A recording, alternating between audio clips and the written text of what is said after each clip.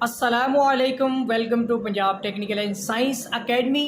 उम्मीद करता हूँ कि आप सब खैरियत से होंगे। मैं हूँ आपका इंस्ट्रक्टर मोहम्मद बिन जमील। हम डिप्लोमा विद सोशल इंजीनियरिंग के मुतालिक डिस्कस कर रहे थे, तो चलिए आज का लेक्चर स्टार्ट करते हैं।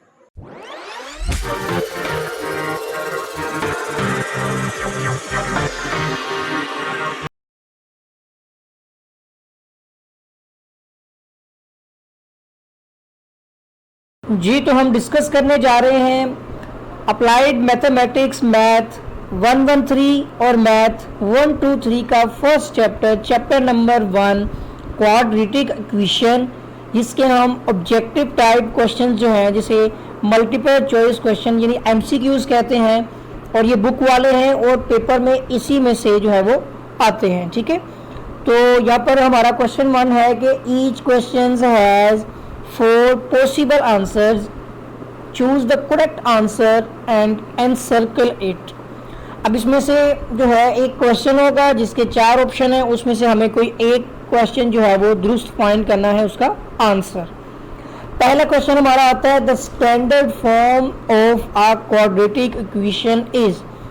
तो स्टूडेंट, जो standard form of the quadratic equation होती है वो होती है ax², ठीक है, plus bx plus C equal to 0।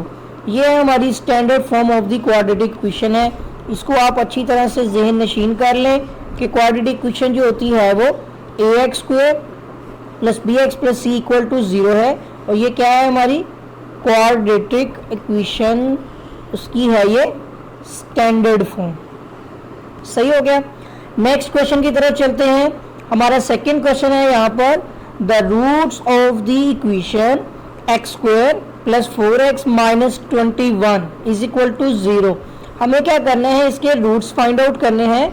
हमारा क्वेश्चन है यहाँ पर x², ठीक है, plus 4x and minus 21 is equal to 0। हमें इसको सोल्व करना है। इसके 2 रूट्स फाइंड आउट करने हैं जो किसी भी मेथड के अकॉर्डिंग हो सकते हैं। मसलन वो आप यहाँ पर चाहे सोल्व कर लें इसको बाय फैक्टराइजेशन से, बाय कंप्लीटिंग स्क्वायर या बाय क्वाड्रेटिक फॉर्मूला। तो जो इजीएस्ट वे होगा उसके ज़रिए से हम इसको सोल्व कर लेंगे। ठीक है, तो यहाँ पर हम इसको क्वाड्रेटिक फार्मूला से कर लेते हैं। So a is equal to 1, b is equal to 4 and c is equal to minus 21। So the quadratic formula x equal to minus b plus minus under root, ठीक है, b² माइनस 4ac और divide by यहाँ पर हमारा आ जाएगा 2a। तो इसमें अब हमने सारी की सारी वैल्यू को पुटअप करना है। जैसे b की जगह पे 4, सो माइनस 4 प्लस माइनस यहाँ पर आ जाएगा हमारा 4 का स्क्वायर माइनस 4 इंटू a हमारे पास 1 है और c कितना है वो है माइनस 21। ठीक हो गया। उसके बाद इसके ऊपर आता है हमारा square root and divide by 2 into 1 यानी a 1 के इक्वल है। तो यहाँ पर आ जाएगा हमारा माइनस 4 प्लस माइनस 4 4 हो जाएगा हमारा 16, माइनस माइनस हो जाएगा प्लस। और अब हमने 21 को, ये 21 है, ठीक है, हमने 21 को मल्टीप्लाई करना है 4 के साथ। तो 4 1 द 4 एंड 4 2 द 8, 84 आ गया। इसका भी आ जाएगा हमारा square root and divide by 2 1 the 2। तो अब आपने इनको भी ऐड कर देना है और ये आपका जो है ना 100 हो जाएगा कुछ इस तरह से कि जब आप यहाँ पर 4 और 6 कितने हो गए 10, 0 आ गया, 8 और 1 9 और प्लस 1 कितने हो गए 10, ये आपका आ जाएगा 100 और डिवाइड बाय 2। तो स्टूडेंट जब आप इसको सोल्व करते हैं ना 100 का स्क्वायर रूट होता है 10, तो minus 4 plus minus 10 divide by 2। अब आप एक बार इसको ऐड कर लें तो 10 प्लस 4 कितने हो गए 14, ठीक है, ऐड करते हुए, लेकिन ये नेगेटिव पॉजिटिव का चक्कर है ना, तो 10 में से 4 माइनस हुए, बाकी बच गया 6, 2 3 का 6, एक आंसर इसका 3 आएगा। और फिर आ जाएगा आपका 10 और 4 कितने हो जाएंगे नेगेटिव में माइनस 14, तो माइनस 7 आ जाएगा। ठीक है, तो अब ये 2 रूट्स आपके हैं, अब इसको मजीद सोल्व कर सकते हैं, ये तो बहुत ईजी है ना। 3 और माइनस 7 इसका आंसर है। यहाँ आप देख सकते हैं 3 और माइनस 7 जो है वो ये बी वाला ऑप्शन है राइट आंसर। सही हो गया। तो इतना सारा क्वेश्चन जो है समझने के लिए जो आपको बताया था ये तरीकाकार, इसको अच्छी तरह से आप अंडरस्टैंड कर लें। ठीक है, अब ये हो गया है तो हम इसको कर देते हैं इरेज। ताकि नेक्स्ट न्यूमेरिकल को भी यहाँ पे सोल्व किया जा सके। और मैं उम्मीद करता हूँ कि आपको ये समझ आ गया होगा कि ये रूट्स कैसे फाइंड आउट हुए हैं। और ये ज़रूरी नहीं है कि आपने इसको क्वाड्रेटिक फार्मूला से ही सोल्व करना है, इसीलिए ड्यूरिंग द एग्जाम जब आपको ऑब्जेक्टिव पेपर दिया जाता है तो फिर आपको जो है ना साथ आंसर शीट भी दे दी जाती है ताकि आप उस पर रफ वर्क कर सकें, ठीक है। नहीं तो आपने उनसे रफ वर्क के बारे में पूछ लेना है। नेक्स्ट क्वेश्चन आता है हमारा, to make X square minus 5x a complete square. देखिए क्वेश्चन है एक्स स्क्वायर माइनस 5x और आपने इसका कंप्लीट होल स्क्वायर बनाना है। तो आपको पता है फॉर्मूला होता है यहाँ पर a की 2 minus 2a b plus B square यानी b की 2। इस फार्मूले को कंप्लीट करने के लिए आपके पास a क्या है, x है, ठीक है। b आपके पास यानी ये भी x ही है ना, a b आपके पास है 5, लेकिन 5 आपको यहाँ पे लाने के लिए इसको 2 पे डिवाइड भी तो करना है ना। तो यही वाली वैल्यू आपकी b की ऐड हो रही है। आप अजाफी क्या ऐड कर रहे हैं, 5 डिवाइड बाई 2 का होल स्क्वायर, जो कि आपका हो जाएगा 5 5 द 25 एंड 2 2 द 4, यानी ये 2 2 से कट जाएगा। तो 5 डिवाइड बाई 2 वाला फैक्टर आप यूज कर रहे हैं, तो यही b की वैल्यू है जो आपने आगे भी ऐड की है, ये भी 5 डिवाइड बाई 2 है, सही है। तो इस तरह से 25 डिवाइड बाई 4 इसका आंसर है और इसका करेक्ट आंसर है ऑप्शन बी। अगर आपके पास टेक्स्ट बुक है तो आप वहां से टैली भी कर सकते हैं इसको, ठीक है। तो ये था हमारा क्वेश्चन नंबर 3। मैं उम्मीद करता हूँ कि आपको ये चीज़ समझ आ गई होगी कि हमें कंप्लीट स्क्वायर बनाने के लिए किस चीज़ का अजाफी जो हमने इसमें ऐड करनी है, जो चीज़ वो मैंने आपको बता दी है। नेक्स्ट क्वेश्चन की तरफ चलते हैं हम, और यहाँ पर अब हमारे पास एक क्वेश्चन है, the factors of X square minus 7x plus 12। यानी हमारा क्वेश्चन क्या है, हमारा क्वेश्चन है X square minus 7x plus 12 is equal to 0। अब यहाँ पर ना बेसिकली लिखा हुआ है दी फैक्टर्स, इसके फैक्टर्स देखने हैं हमने। तो इसके फैक्टर देखने के लिए हमें फैक्टराइजेशन का मेथड ही यूज करना है। सॉरी एक मिनट रुकिएगा, बहुत आगे चला गया है, ये रहा। हमें क्या करना है, यहाँ पर फर्स्ट वाले को लास्ट से मल्टीप्लाई करना है, तो ये आ जाएगा 12। हम 12 के फैक्टर बना लेते हैं। 12 के फैक्टर है 2 6 द 12, ठीक है, 2 3 the 6 and also that the 3 1 the 3, सही है।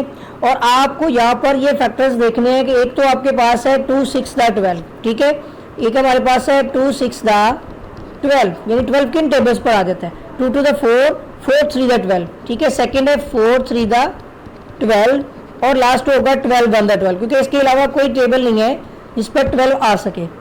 अब आपको देखना है ये मिड में आपके पास जो मिडल वैल्यू है वो 7 है और वो भी नेगेटिव है। आप इन दोनों को ऐड और सब्ट्रैक्ट कर सकते हैं, ठीक है ना। तो यही है जिससे 7 मिल सकता है, बाकी तो ये देखिए 2 और 6 8, अदरवाइज 4, ये नहीं होगा। 12 प्लस 1 13 है, अदरवाइज 11 है, ये भी नहीं होगा। हम ये वाला फैक्टर यूज कर लेंगे और ये हमारा हो जाएगा -4 एंड -3, क्योंकि हमें माइनस में 7 चाहिए है, सही है। हमारे दोनों फैक्टर जो होंगे वो नेगेटिव हो जाएंगे, दोनों मतलब कांस्टेंट जो है। अब यहाँ पर वैल्यू आ जाएगी एक्स स्क्वायर -4x -3x, ठीक है। ये -7x की जगह पर ये दो वैल्यूज आ गई, ये दो फैक्टर बने, ठीक है। और साथ ही हमारा +12 आ जाएगा इज इक्वल टू 0। अब इन दोनों में हमने ये दो कॉमन ले लेने हैं। इन दोनों में आप देखेंगे तो सिर्फ x कॉमन आता है, ठीक है। और साथ ही आपके पास एक अंदर x बच जाएगा और माइनस एक x बाहर आ चुका होगा तो 4 रह जाएगा। यहाँ आप देख सकते हैं कि माइनस भी कॉमन आएगा, 3 1 द 3 3 4 द 12, मतलब 3 भी कॉमन आ जाएगा। तो फिर अंदर तो x ही है, माइनस माइनस आपका प्लस हो जाएगा और 3 4 द 12 इज इक्वल टू 0। तो आप देख सकते हैं कि ये दोनों हमारे फैक्टर सेम आ गए हैं। इन दोनों को कॉमन ले लेते हैं, x -4 जब हम कॉमन ले लेते हैं तो बाकी हमारे पास x -3 बच जाएगा, सही है, इक्वल टू 0। तो आप देख सकते हैं कि x -4 एंड x -3 हमारा आंसर है। तो यहाँ पर जो है ऑप्शन बी ही आंसर, अभी भी हमारा ऑप्शन बी ही आ रहा है। देखिए x -4 एंड x -3, तो ये हमारा इस क्वेश्चन का आंसर है। नेक्स्ट बढ़ते हैं आगे, द क्वाड्रेटिक फॉर्मूला इज।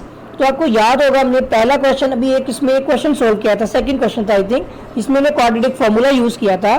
तो वो होता है -b plus minus √b² -4ac divide by 2a। तो ये आपने गौर से देख लेना है। एक तो यहाँ पर आपको गलतियां नजर आ जाएंगी, b के साथ नेगेटिव होना चाहिए और अंदर भी माइनस होना चाहिए। यहाँ पे बाहर माइनस नहीं है इसलिए ये नहीं है।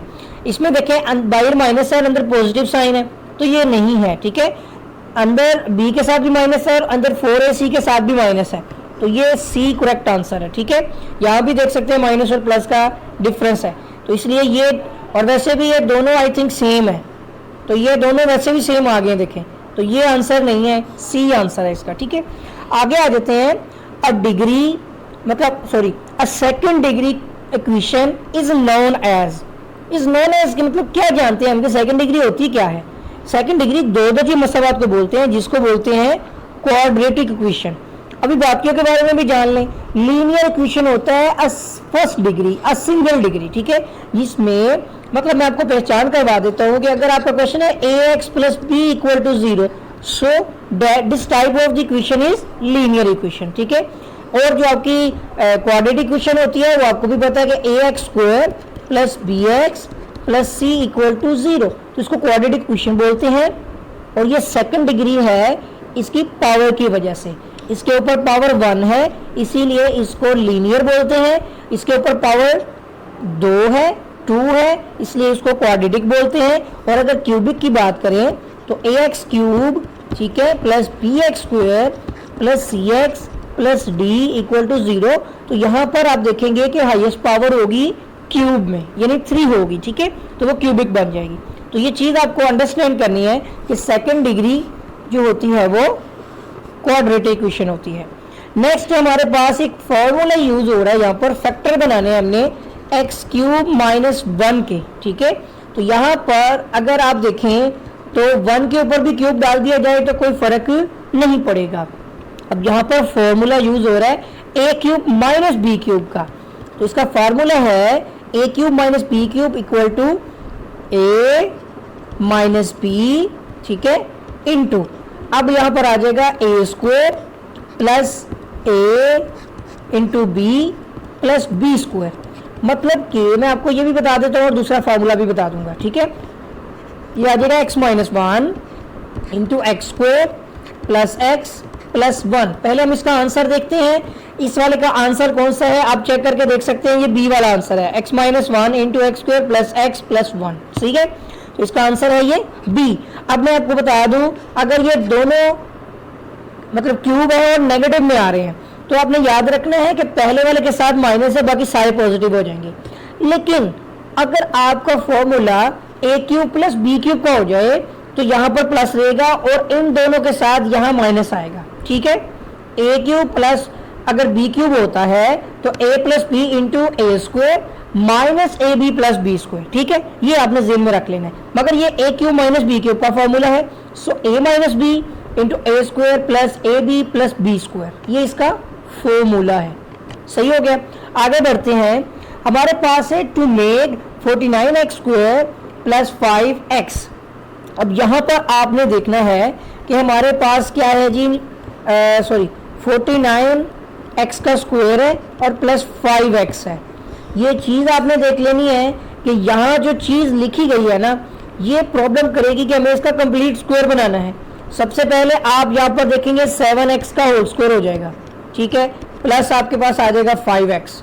अब हमें x का कंप्लीट स्क्वायर बनाना है। मिसाल के तौर पर a की 2 प्लस 2ab प्लस 20 की 2 के वाला फॉर्मूला लगा के देखते हैं कि हम इसके साथ क्या क्या मतलब क्या कर सकते हैं। ठीक है ना, तो ये 7 का स्क्वायर है बेसिकली।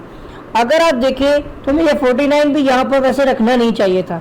ठीक है, वैसे हम इसको चेक करके देखते हैं क्योंकि मुझे लगता है कि शायद मैं भूलने गया हूँ क्वेश्चन को, मगर हम फिर भी चेक करके देखते हैं इसको। ठीक है, ये हमारे पास कंप्लीट स्क्वायर का फॉर्मूला होता है a की 2 प्लस 2a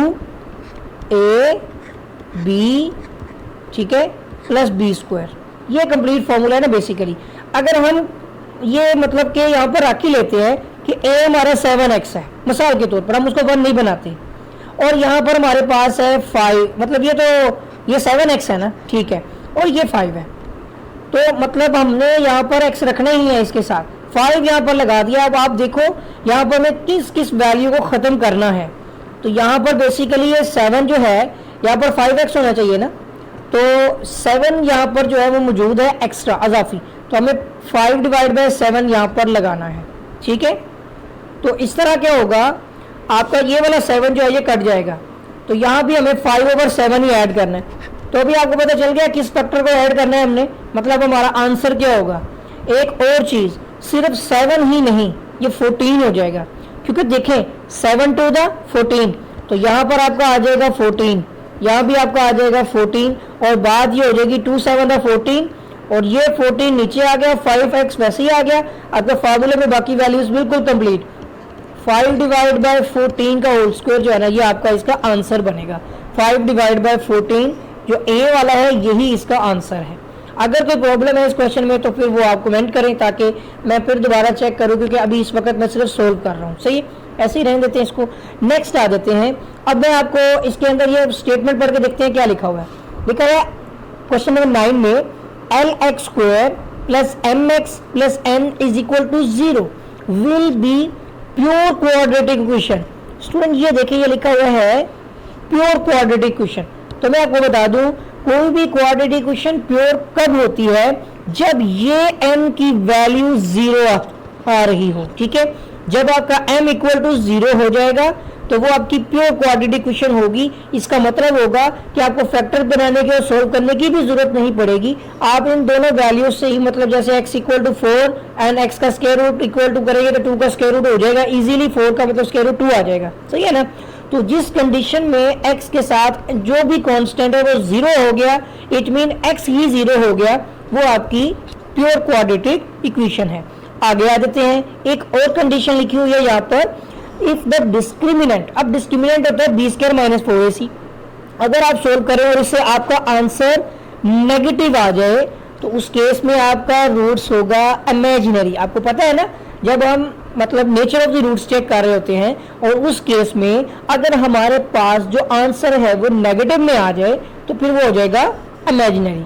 ठीक है, नेक्स्ट आ जाते हैं। एक और कंडीशन यहाँ पर लिखी है, if the discriminant b square minus 4ac is a perfect square. मतलब कि जब आप b स्क्वायर माइनस 4ac में वैल्यू पुट करते हैं, यानी इस डिस्क्रिमिनेंट में वैल्यू पुट करते हैं और आपका आंसर इस शक्ल में आएगा जिसका जजर बनता है। मिसाल के तौर पर वो 4 हो सकता है, वो आपका 9 हो सकता है, 25 हो सकता है, 16, कुछ भी हो सकता है जिसका जजर बनता है, तो हम बोलेंगे ये रैशनल है। सही है, अगर उसका परफेक्ट स्क्वायर बनता है, अगर उसका जजर बनता है तो वो रैशनल है, यानी नातिक अदद है। अब नेक्स्ट आ जाते हैं, हमारा अगला क्वेश्चन आ गया, the product of roots of 2x square minus 3x and minus 5। ठीक है, इस क्वेश्चन में हमने इसका क्या निकालना है? प्रोडक्ट। और प्रोडक्ट का फॉर्मूला आपको पता है क्या होता है? c divide by a। और यहाँ पर डाटा में a is equal to 2, b is equal to minus 3 and c is equal to minus 5। तो यहाँ पर आपने c की वैल्यू पुट करनी है -5 और a की वैल्यू है वो कितनी है आपकी 2। तो -5 डिवाइड बाय 2 जो है वो आपका इसका प्रोडक्ट ऑफ रूट्स है, -5 डिवाइड बाय 2। ठीक है, यहाँ पे थोड़ा सा टच का इशू था। ठीक हो गया जी, तो इसका ये ए आंसर आ गया। नेक्स्ट आ जाते हैं, the sum of the roots of 2x square minus 3x and minus 5 equal to 0 is. अब यहाँ पर हमें सम निकालना है। हमने प्रोडक्ट का फॉर्मूला तो देख लिया, मैं फिर से लिख देता हूँ। प्रोडक्ट का फॉर्मूला होता है आपका c डिवाइड बाय a। तो फिर सम का क्या होगा? सम का फॉर्मूला होता है -b डिवाइड बाय a। ये याद रख ले तो आपका एमसीक्यूज बहुत सिंपल है।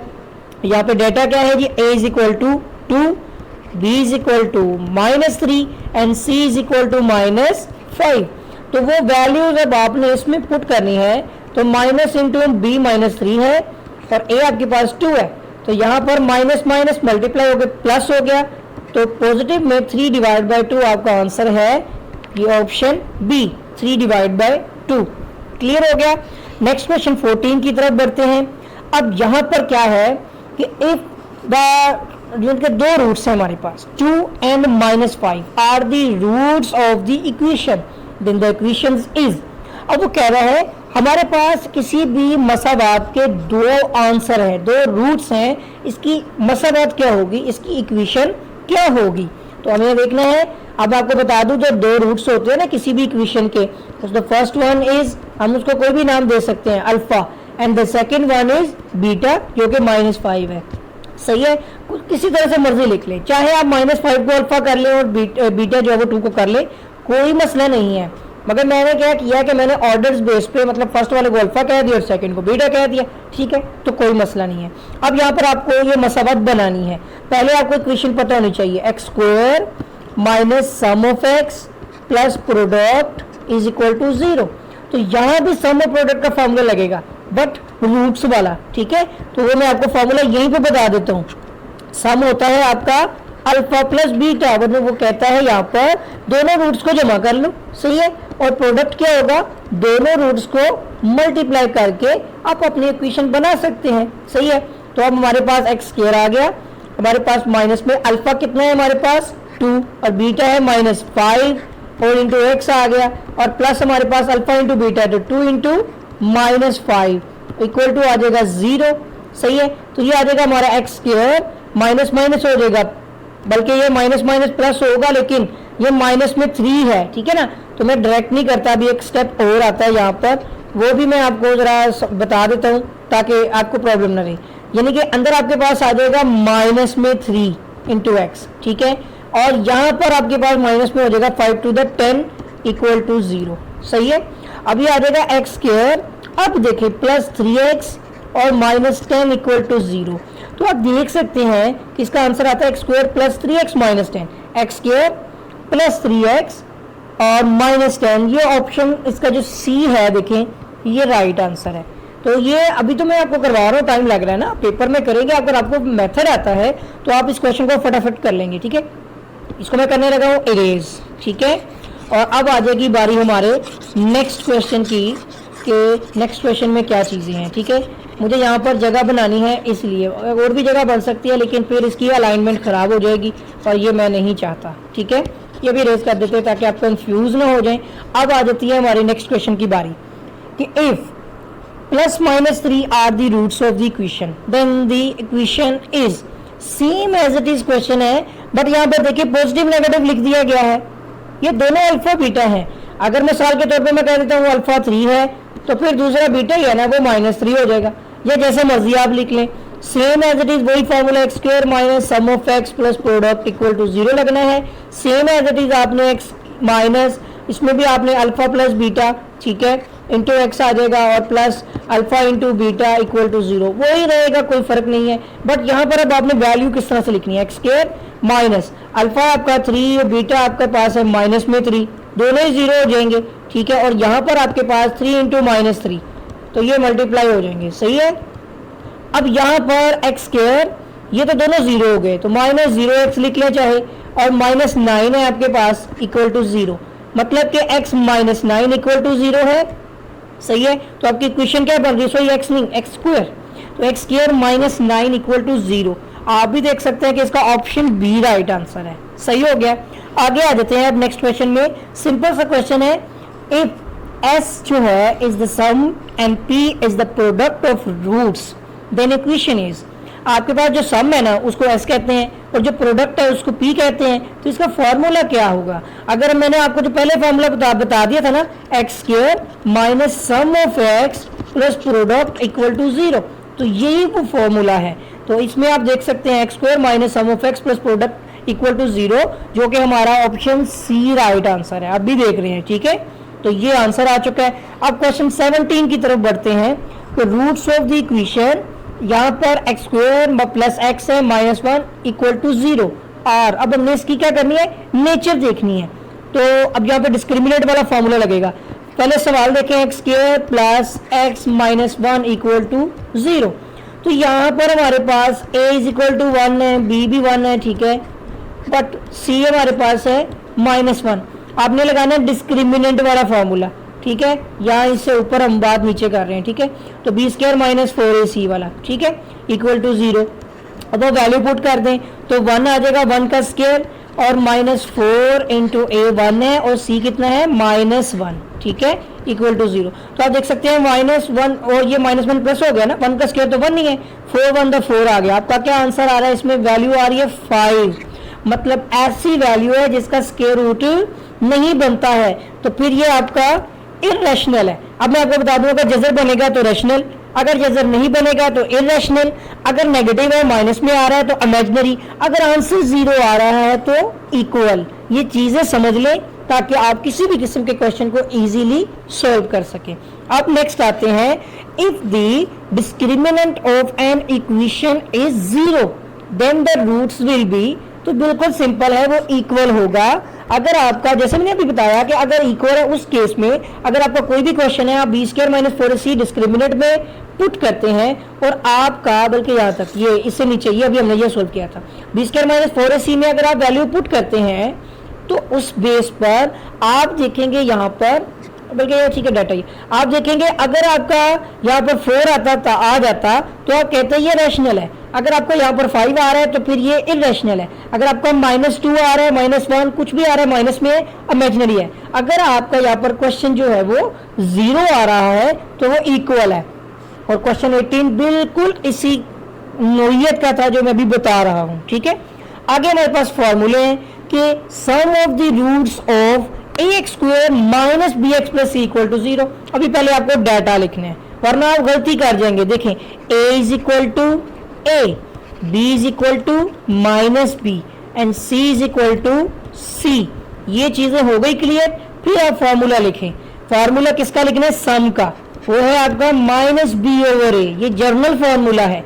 अब आपको भी मालूम है कि हमारे b की ही वैल्यू नेगेटिव में है और डिवाइड बाय a करेंगे तो हमारा अब answer b divide by a होगा, नेगेटिव में नहीं।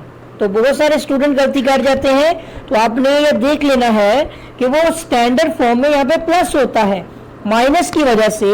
अब ये बी स्क्वायर माइनस 4ac मतलब जो आपका सम का फॉर्मूला माइनस बी ओवर ए नहीं रहेगा बल्कि पॉजिटिव हो जाएगा क्योंकि बी सवाल में ही नेगेटिव में है। सही है, एक ये गलती नहीं करनी है आपने। अब इसी तरह से ये वाला क्वेश्चन भी चेक करें, नेक्स्ट वाला, जिसमें यहाँ पर ये ax स्क्वायर लिखा हुआ, ठीक है ना, ये 2 नीचे आ गया, गलती हो गई, उससे कोई बात नहीं। a इज इक्वल टू ए ही है, b हमारा b के इक्वल ही है, c हमारा नेगेटिव c है। तो अब आपको पता है प्रोडक्ट का फॉर्मूला तो होता है c डिवाइड बाय a। तो अगर स्टूडेंट ये समझे कि इसका c ओवर a है तो वो गलत हो जाएगा। आपको यहाँ पे डाटा वाली वैल्यू पुट करनी है, c माइनस c के इक्वल है, तो डिवाइड बाय a किया तो ये माइनस c ओवर a आएगा। इसका आंसर होगा minus c divide by a, जो कि बी ऑप्शन है। तो स्टूडेंट ये हमने अभी डिस्कस किए हैं मल्टीपल चॉइस क्वेश्चन, जो कि मैथ 113 और 123 है, जो आपका 123 उसका ये पहला चैप्टर है क्वाड्रेटिक इक्वेशन, और ये 20 MCQs हैं। इसमें से अगर हम मैथ 113 की बात करें तो कम से कम इनके 2 से 3 ऑप्शंस तो आएंगे, ठीक है। और अगर हम बात करें 1, 2, 3 के तो उसमें उनके थोड़े ज़्यादा क्वेश्चन आ जाते हैं, कभी 4 हो जाते हैं, ठीक है ना। 3 से 4 क्वेश्चन बाकी है कि आपके इसके अंदर से होने हैं, तो इनको अच्छी तरह से प्रैक्टिस कर लें, क्योंकि मैथ में पास होने के लिए जो है और नंबर अचीव करने के लिए ऑप्शंस भी, शॉर्ट क्वेश्चंस भी, इन सारी चीज़ों की जो है वो अच्छी तरह से प्रैक्टिस होनी चाहिए। और इसके साथ ही अगर आपने ये लेक्चर सुना है, एंड तक गए हैं और अभी मेरी बात सुन रहे हैं, तो अगर किसी किस्म की कोई प्रॉब्लम है, कोई क्वेश्चन पूछना चाह रहे हैं, तो आप वो कमेंट कर दें, ताकि मैं इसी तरीके के मेथड से वो क्वेश्चन आपको सोल्व करवाकर मैं वीडियो अपलोड कर दूंगा, ताकि आपने वो उस इशू को आप रिसोल्व कर सकें। तो उम्मीद करता हूँ कि स्टूडेंट आपको जो है ये समझ आ गया होगा। तो उम्मीद करता हूँ कि आपको वीडियो अच्छी लगी होगी, और अगर अभी तक आपने मेरा चैनल सब्सक्राइब नहीं किया है तो चैनल को सब्सक्राइब कर लें और बेल आइकन पर क्लिक कर लें, ताकि आपको नई वीडियोस, नई अपडेट्स जो है वो बर वक्त और बआसानी मिलती रहें। आपके साथ फिर मुलाकात होगी एक नई वीडियो में एक नए लेक्चर के साथ। तब तक के लिए अल्लाह हाफिज़।